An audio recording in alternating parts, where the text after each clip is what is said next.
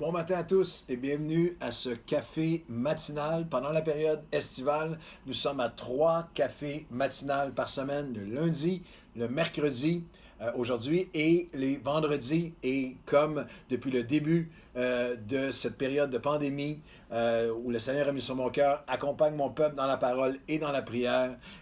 Nous mettons une journée par semaine en jeûne et en prière et c'est aujourd'hui. La semaine prochaine, Chantal va être là pour se joindre à moi. Elle est prise aujourd'hui, mais elle est en prière avec nous. Et moi, je passe, et toute l'équipe pastorale Nouvelle Vie, nous passons la journée en prière. Les mercredis, même à travers l'été, parce que c'est par la prière qu'on va traverser cette saison. Nous commençons la journée ensemble avec vous, en prière avec des chrétiens de partout à travers la Franco. Nous aussi avons cette réunion à toutes les semaines avec des pasteurs de l'ACF, de l'Association chrétienne pour la francophonie, en Zoom, non seulement au Québec, mais d'Haïti à la Suisse, à la Belgique, à la France. Nous sommes ensemble en prière à tous ces milieux de semaine ensemble, cette journée de jeûne et prière. Après ça, on a un temps de prière avec le staff Nouvelle Vie en Zoom. Il y a eu jusqu'à 50 personnes de Nouvelle Vie ensemble en train de jeûner et prier, tous les pasteurs et leaders. Et les mercredis soirs, n'oubliez pas, pendant tout l'été, vous allez avoir une réunion de mi-semaine en ligne. Alors, vous pouvez passer la journée en prière avec nous. Et nous prions aujourd'hui pour l'accomplissement de notre appel. Notre thème général ces jours-ci, comprendre et accomplir l'appel de Dieu à travers la vie de Gédéon. Trois grandes dynamiques, principes à comprendre et à mettre en pratique. Après plus de 35 ans de pastorat, à développer des hommes et des femmes dans l'appel de Dieu sur leur vie.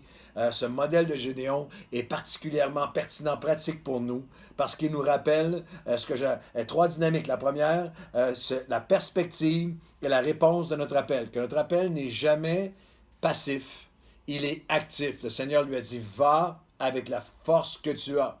Le fait d'être appelé vaillant héros, c'est ta perspective de toi-même que Dieu a de toi, est une première étape, mais elle va seulement s'incarner alors que nous mettons en pratique, alors que nous activons ce que Dieu a mis en nous. La deuxième dimension, la perspective, donc la réponse à notre appel. L'appel n'est pas passif, il est actif. La deuxième dimension, c'est le temps présent et la réalisation de notre appel.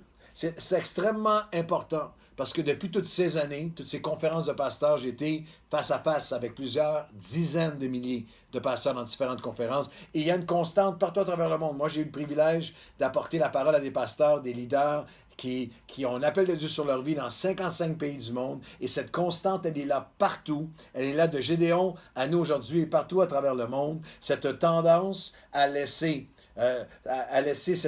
ce syndrome du passé ou et du futur nous empêcher de saisir le maintenant. Gédéon, dans cet échange avec Dieu, alors que Dieu se tourne vers lui, se tourne vers toi encore aujourd'hui, et il dit, va avec cette force que tu as, va maintenant, avec cette force que tu as, délivre Israël, et tout est au présent, les verbes, toute la conjugaison de l'appel de Dieu, notre appel ne se conjugue pas au passé ou au futur, mais au présent. Mais Gédéon, lui, ne se place pas au diapason du présent de Dieu, parce que il est diminué par le passé et par la peur du futur. Gédéon lui dit, ah, mon Seigneur, avec quoi délivrerai-je Israël? Ça, j'aurai pas les ressources pour la prochaine étape. À cause du passé. Voici, ma famille est la plus pauvre de Manassé et je suis le plus petit dans la maison de mon père. Mais l'Éternel lui dit, non, je suis là maintenant, je suis là au présent, je suis là au futur, je serai avec toi, tu battras, tu vaincras, tu renverseras Madian comme un seul homme. Notre appel ne se conjugue pas au passé, au futur, mais au présent. L'incarnation de notre appel doit passer par un cœur qui est renouvelé dans la gratitude. L'ingratitude, le manque de reconnaissance de Dieu avec moi maintenant est un tueur d'appel, un avorteur d'appel. Pourquoi est-ce que c'est si important? Parce que la gratitude ou le manque de gratitude ou l'absence de gratitude, c'est ça qui va déterminer votre altitude avec Dieu. C'est ça qui va déterminer votre capacité à accomplir. C'est un grand déterminant relationnel.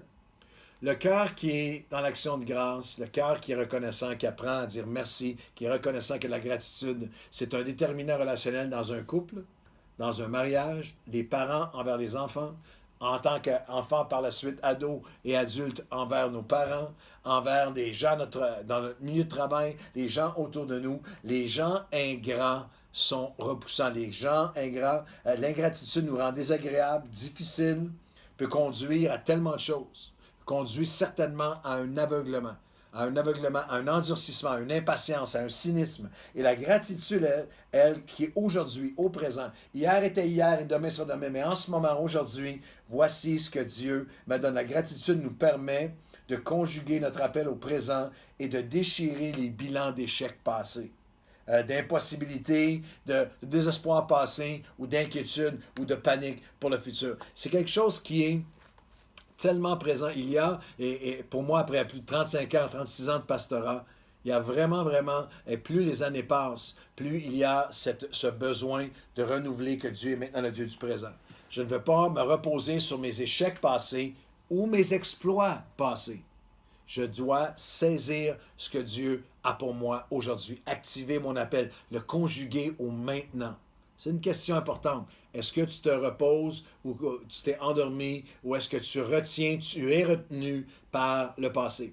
Un texte fabuleux est dans Ésaïe chapitre 43 où Dieu parle à ses serviteurs, parle à ses leaders.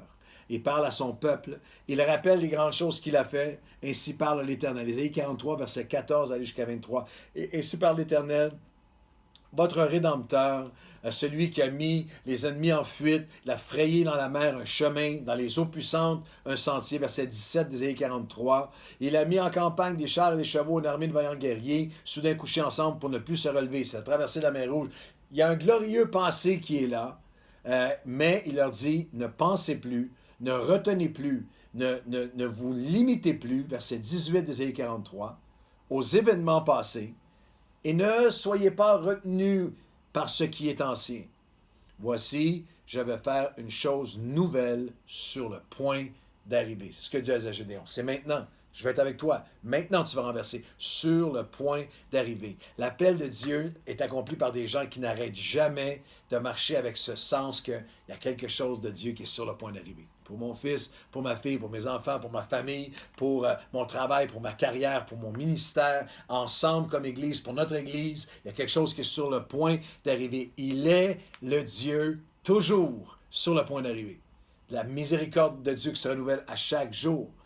Ne considérez pas, ne soyez pas retenus par vos échecs passés, mais même par les exploits. Ne vous endormez pas avec les exploits passés ou échecs passés. Voici, moi, je suis le Dieu qui a une chose nouvelle pour vous sur le point d'arriver. Et là, le Seigneur pose la question, parce qu'il n'impose jamais cette chose nouvelle. C'est pour ça qu'il l'offre à Gédéon, il l'offre à vous et à moi, mais il ne l'impose jamais. Ne considérez plus ce qui est ancien, ne pensez plus aux événements passés. Voici, je vais faire une chose nouvelle sur le point d'arriver, ne la connaîtrez-vous pas. Puis il y a une pensée peut-être que vous allez trouver dure, mais qui est très réaliste, très vraie, très biblique.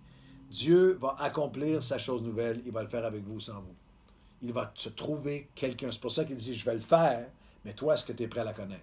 Es-tu prêt à t'en emparer? Es-tu prêt à être utilisé de moi? Il y a une génération, je dirais avec des larmes, une génération de serviteurs de Dieu qui ont cessé de marcher au battement de cœur du Dieu qui a quelque chose à faire sur le point d'arriver. Et là, Dieu devient lyrique. Il devient tellement enthousiaste, il dit, il se met à décrire ce qu'il va faire. Je vais abreuver mon peuple, je vais mettre des eaux dans le désert, je vais abreuver mon peuple. Le peuple que je me suis formé publiera mes louanges. Il y a comme une pause où, si c'était possible, je dirais de cette façon, où le ciel ne peut pas être surpris. Dieu ne peut pas être surpris, il est omniscient. Mais s'il est possible, il y a l'horreur du ciel, alors que Dieu dit, je vais mettre un peuple, un fleuve dans le désert, le peuple que je me suis formé, vous allez publier des nouvelles louanges pour les choses nouvelles que je vais faire pour vous. Gédéon, va maintenant, t'as des ennemis à abattre, laisse faire le passé et le futur. Mais il dit, dans Ésaïe 43, mais tu ne m'as pas invoqué, ô Jacob, tu t'es lassé de moi. Comme Dieu qui dit, est-ce que je vous embête avec ma passion? Est-ce que c'est trop pour vous? Est-ce que tu es prêt à la recevoir? Et moi, c'est ce texte-là qui me motive et m'interpelle et me met sur mes genoux depuis des décennies.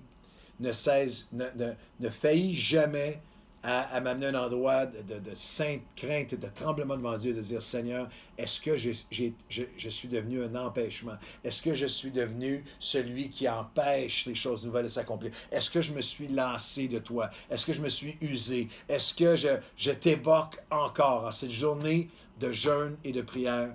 Voulez-vous prendre quelques minutes de prière avec moi? Et nous allons jeûner et dire, Seigneur, merci pour les exploits passés.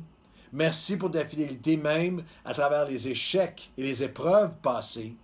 Mais nous entendons ta voix qui nous dit, voici, à travers la COVID en 2020, de l'autre côté, pendant et après cette pandémie, je vous annonce des choses nouvelles sur le point d'arriver.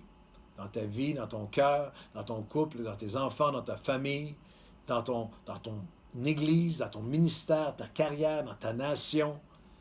J'annonce des choses nouvelles sur le point d'arriver.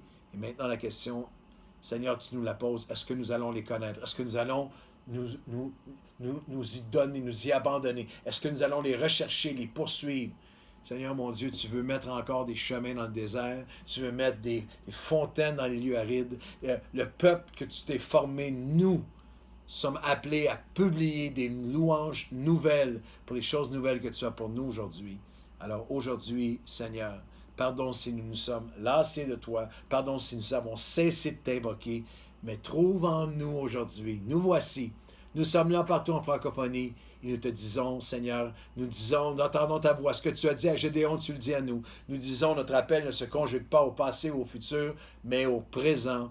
Viens faire une chose nouvelle au milieu de nous. Nous voulons la recevoir, nous voulons y participer, t'invoquer, et nous voulons la voir s'accomplir. Au nom de Jésus. Amen et Amen. Marchez avec dans votre cœur aujourd'hui l'assurance. Voici, je veux faire une chose nouvelle dans ta vie sur le point d'arriver. Bonne journée.